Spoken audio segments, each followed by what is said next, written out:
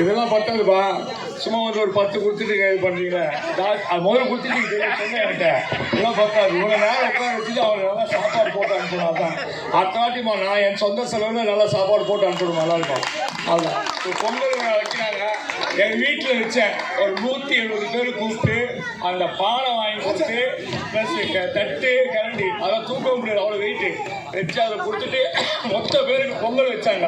வச்சு அந்த சாமான் அப்படியே அவங்களுக்கே கொடுத்து மளிகை சாமான்லாம் கொடுத்து அவங்களுக்கு ஒரு புடவை கொடுத்து நல்லா பட்டு புடவை கொடுத்து ஒரு கிட்டு கொடுத்து புடவை போட்டு அனுப்பிட்டேன்.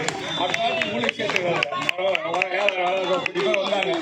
அதில் நான் வந்து என்னால் ஜாஸ்தி பேச வராது. ஆனால் வந்து ஜனங்களுக்கு போன எங்கள் அப்பா காங்கிரஸ் ஸ்டாலின் அவர் கூட வந்து நான் அப்படியே தளபதி ஸ்டாலின் எனக்கு பண்ணால் நான் டிஎம்கேல ஜாயின் ஆகிட்டேன். தேர்தலில் ஜாயின் ஆகிறேன். அதுலேருந்து அப்படியே வரக்கூடிய நம்ம வந்து நான் பிஸ்னஸ் பண்ணிகிட்டு இருக்கிறேன். ரொம்ப அதில் வந்து ஒரு வருஷத்துக்கு நான் எதனா ஒன்று ஜனங்களுக்கு கொடுக்கணும் பொங்கலுக்குன்னு சொல்லிட்டு ஆரம்பித்தேன். முதல்ல ஒரு சின்ன ஹாட் பாக்ஸ் கொடுத்தேன். ரெண்டாவது வந்து பெரிய ஹாட் பாக்ஸ் ஒரு தட்டு வச்சு வேலைக்கு போகிறவங்க அது சாப்பாடு காய்கறி வைப்பாங்கன்னு சொல்லிட்டு. மூணாவது வந்து நம்மளுக்கு ஃப்ளட்டு வந்தது. ஆனால் அந்த மளிகை சாமான் வந்து நல்ல குவாலிட்டியான வந்து அவ்வளோ ரூபா ரொம்ப ஜாஸ்தி சொல்லக்கூடாது. அது வந்து கரெக்டாக 80,000 பீஸு பத்தலை. திருப்பி இன்னொரு 10,000 போட்டு 1,00,000 பேருக்கு கொடுத்தேன். மொத்தம் 2,000 தொகுதி கூட வெளியே கேட்டாங்க கொடுத்தேன். ஆனால் வருஷத்துக்கு இந்த வருஷம் உங்களுக்கு ஒரு இட்லி குண்டா கொடுக்குறோம். அந்த இட்லி குண்டாலேருந்து 8 இட்லி இருக்கும். எடுத்துட்டா நீங்கள் ரசம் வைக்கலாம், சாம்பார் வைக்கலாம், குழம்பு வைக்கலாம், எது வேணால் வைக்கலாம். எண்ணெய் ஊற்றலாம் பூரி சொல்லலாம். அந்த மாதிரி இருக்குது கொடுக்க போகிறோம். அடுத்த வாரத்தில் ஆரம்பிக்கிறது 1ஆம் தேதியிலேருந்து அவங்க வந்து ரெடி ஆகிடுச்சு. அட்வான்ஸாக கொடுத்தாச்சு. ரேட்டு அது வந்து ஒரு கம்பெனி வந்து பையனுக்கு பிடிக்கல. அதை வந்து அந்த பட்டர்ஃப்ளை தான் போராட்டி கொடுத்தோம். பட்டர்ஃப்ளை அதே கொடுக்கணும்னு சொல்லி அதுக்கு லேட்டாக வேணாங்க.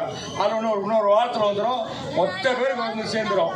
அதே ஒரு ஸ்கூல் படிக்கிற பசங்களுக்கெல்லாம் ரொம்ப வறுமைக்கோட்டு கீழே இருக்கிறவங்களுக்கெல்லாம் எல்லாரையும் படிக்க வைக்கிறேன். எங்கிட்ட வந்து லட்சம் கொடுங்க ஆஃபீஸில் வறுமைக்கோட்டு இருக்கிறவங்க நான் படிக்க வைக்கிறேன். அவங்க 10 ரூபா 15 ரூபா அப்படி கொடுக்குறேன். அப்பா அம்மா 25-30 ரூபா கொடுத்துட்றேன். அதில் நம்ம வந்து தண்ணி பிரச்சனை வந்தது. தண்ணி பிரச்சனை வந்து ஒரு 3 லாரி சின்ன லாரி 3 லாரி வச்சு ராத்திரி பகல் விட்டாரு. எவன் ஒரு அம்மா 80 வயசு காலில் விழ வந்தாங்க.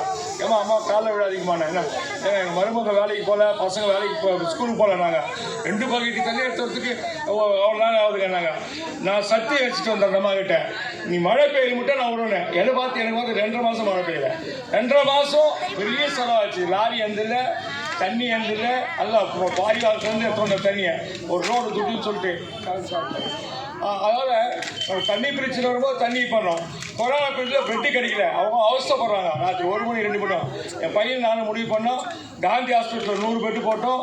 கேஎம்ஸில் 100 பெட்டு போட்டு எல்லாம் வரவங்களுக்கெல்லாம் ஏற்பாடு பண்ணி கொடுத்தோம். 1,80,000 பேகு 8 மளிகை சாமான் லாக் பண்ணிடுவோம். தகுதி அடிச்சிடுவாங்க. அந்த வீட்டில் 4 வீட்டு தான் வந்திருக்கோம். அந்த வீட்டுக்கெல்லாம் மொத்தமே கொடுத்தோம் ஃபுல்லாக. ஆனால் நான் மேலும் வந்து ஜனங்களுக்கு பண்ணுறது தான் இருக்கிறேன். எனக்கு எதுவும் தேவையில்லை. அப்பா நல்லா சேர்த்துருக்கேன், நானும் நல்லா சம்பாதிக்கிறேன். யாருக்கிட்ட ஒரு பைசா லஞ்சம் வாங்க மாட்டேன். என் சொந்த செலவு தான் நான் செலவு பண்ணுறேன். யாருக்கிட்டும் வாங்க மாட்டேன். எங்கன்னா வாங்கின சொல்லி எம்எல்ஏ பையன் நல்லா அப்படின்னு வராங்க. அதனால் இப்போ இந்த பிரச்சனைக்கு வந்து மெயினாக வச்சு கூட்டம் உங்களுக்கோசரம் அவர் ரொம்ப பாடுபடுறாங்க. அப்புறம் கட்சிக்காரங்களாம் ரொம்ப பாடுபட்டு இந்த பட்டா வாங்கி தரேன்னு சொல்லிட்டு ரொம்ப நானும் 2 நாட்டு பேசி சேகரபாபு கூட போய் பேசி எல்லாம் வந்தான். யாரோ ஒருத்தர் தப்பாக எழுதிட்டு போயிட்டா அதை வச்சு சொல்கிறாங்க. அப்புறம் இவங்கெல்லாம் கணக்கெல்லாம் எடுத்துருக்காங்க. அப்போ நானும் மாற்றி மீட்டிங் வச்சு பேசி இப்போ பண்ணிகிட்டு இருக்கோம். மேக்ஸிமம் எப்படி விட மாட்டோம். அப்படி இல்லைன்னா கார்த்திக் ஆல்ரெடி புதியா கிட்ட டிடிமிஎஸ்சி கிட்ட பேசிட்டாரு. இப்போ இருக்குது ஜனங்க அவங்க அண்ணான காட்சி இப்போ அவங்களால இதெல்லாம் பணம் கட்ட முடியாது அப்படின்னு பேசி வச்சுருக்காப்புல. நெக்ஸ்ட் வந்து சிஎம் லெவலில் போனதான் நடக்காது.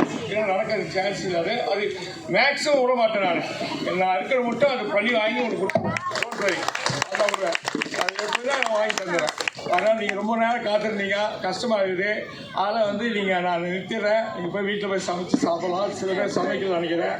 சமைச்சு சாப்பிடுங்க. நன்றி, வணக்கம்.